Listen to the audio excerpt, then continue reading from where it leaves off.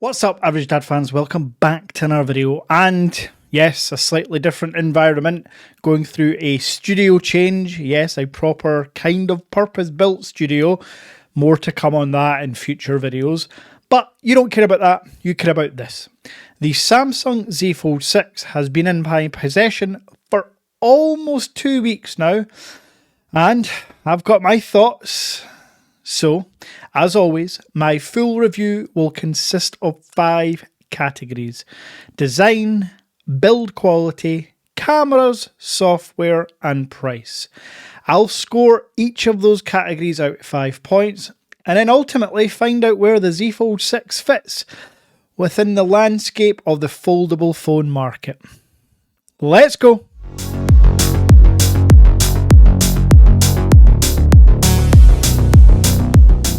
Now, the first category I want to talk about, I'm going to mix up a bit today actually. It's going to be the build quality.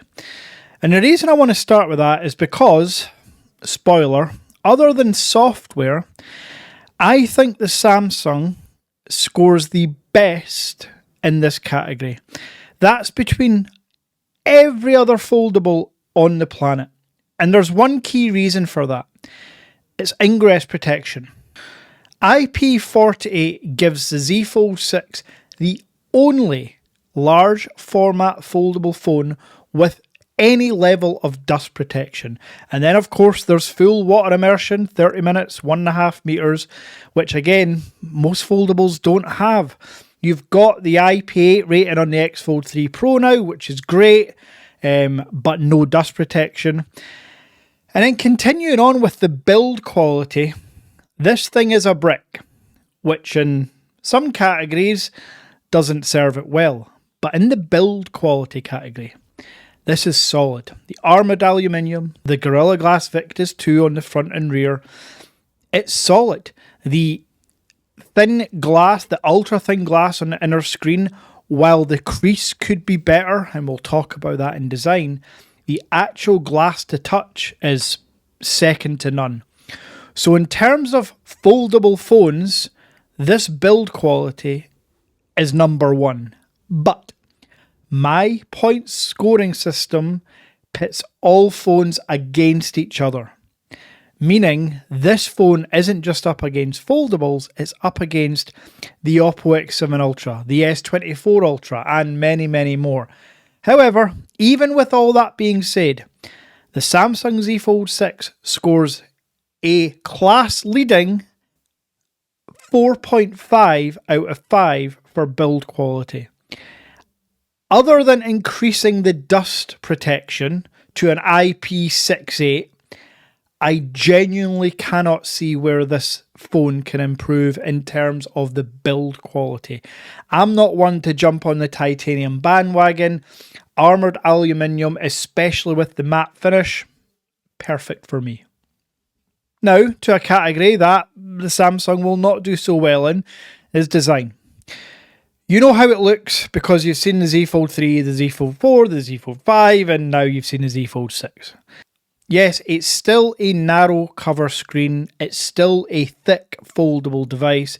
However, from the Z Fold 5 to the Z Fold 6, I have to give credit where credit's due.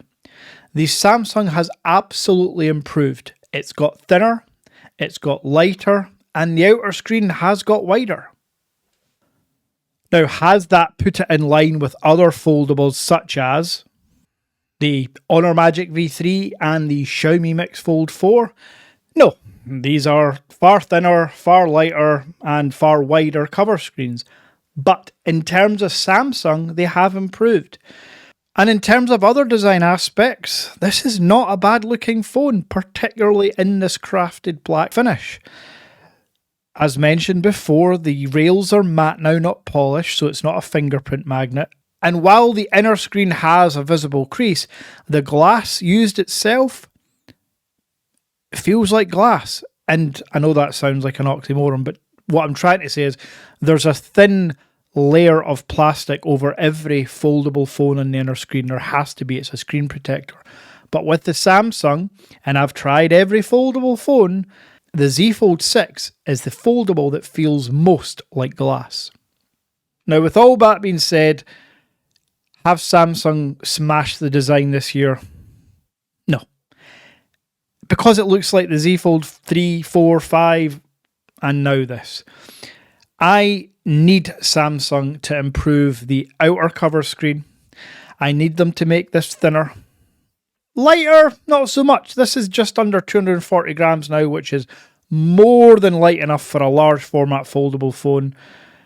But the cover screen, I love a circular centered camera bump. This phone on a desk rattles like mad, and we'll talk about the actual specs of the cameras later. But design-wise, as mentioned, not going to be the strongest round for Samsung. I'm going to give it 2.5 out of 5. And now, Samsung's graph, if there was a graph of the points, is going to be like undulating hills here, because the next round is software. And as I have said ad nauseum, over and over again, Samsung's One UI is the best software skin on any Android device. From customization to integration to efficiency to everyday use, it just works. And while all foldable phones these days, bar the X Fold 3 Pro, have stylus support, Samsung stylus just has better software features. And I will make a full One UI video when I get the time. But, you know, if you're watching this video, you know, One UI is perfect. And now with all the AI integration, the Google Gemini integration, there's countless features that you can manipulate on this phone. And I love it. And I've not even mentioned the best app of all, Good Lock. The Good Lock app gives you uncapped customization, from the fingerprint to the folder menu to everything in between. It's just fantastic to use. And I have to say it, because it's a global version, there are no workarounds. Android Auto works, smartwatch connectivity works, all your private VPNs, your launchers like Nova Launcher, they're all just going to work seamlessly. So software is going to be a fairly quick and sharp category. And I can't give it anything other than a 5. I genuinely do not see how Samsung can improve. They have DeX mode as well. I genuinely, and it doesn't pain me to say it, because contrary to what some of you might think, I like Samsung. I want them to do well. And I like this Z Fold 6. So it's 5 out of 5 in terms of software for Samsung. And now the penultimate round. The cameras on the Z Fold 6 don't deserve to be spoken about, if I'm being honest, because they are the exact, other than the ultra wide, with the tiniest improvement, they are the exact same cameras on the Z Fold 5. I gave the Z Fold 5 cameras, I believe, 3 out of 5. So the fact that these are the same cameras in 2024, how can I possibly give this any more than a 2.5? It's a 3x optical, it's a 50 megapixel main, and it's a 12 megapixel ultra wide. The photos are fine. The software does most of the work, to be honest, because the hardware isn't up to scratch. The hardware doesn't hold a light or a match or a candle to the Vivo, the Honor, the Xiaomi. And the cynic in me feels that Samsung know this. And this is very deliberate because, as a lot of you said in the comments, Samsung are going the Apple route. Tiny incremental upgrades year on year. I would argue that Samsung are actually worse when it comes to incremental upgrades, because this is literally the Z Fold 5 in terms of cameras and other aspects. But Samsung are also very, very, very, very close to releasing another Fold device this year. If rumours are true, South Korea and China will have a Z Fold Ultra or Z Fold Slim, naming to be confirmed. I believe the cameras in that device will be bigger and better. I also believe the outer screen will be bigger and better. So why would Samsung improve this Z Fold 6 so much that it makes their new one redundant? Again, I could be wrong. It's not official, but it's pretty damn close. Before I talk about the price, I just want to mention a few other things. The battery in here is disgraceful. It's 4400 milliamp hours. And while I haven't had this die on me in a day, I've got 3 or 4 other foldables that can last almost 2 days with 5700 milliamp hours. And then when this needs charged, well, you better hope you've got time, because it's 25 watts wire charging and 15 watts wireless. What? I'm sorry, every single foldable nowadays from Xiaomi and Honor and Vivo and all the rest, Oppo, they're 50 watts wireless and 66 or 67 watts wired as a minimum. It's just not good enough. And then the chip inside, it's the Snapdragon 8 Gen 3 chip, so the chip is fantastic, it powers everything. But when you've got a more power hungry chip and you've got a large 7.6 inch inner screen, an outer screen, which isn't large, but it's still an outer screen, you're going to need more than 4400 milliamp hours. And you're certainly going to want to charge it while you're having a shit shower and shave in the morning. So within 30 minutes, you'd like to get at least 50 to 70% of battery.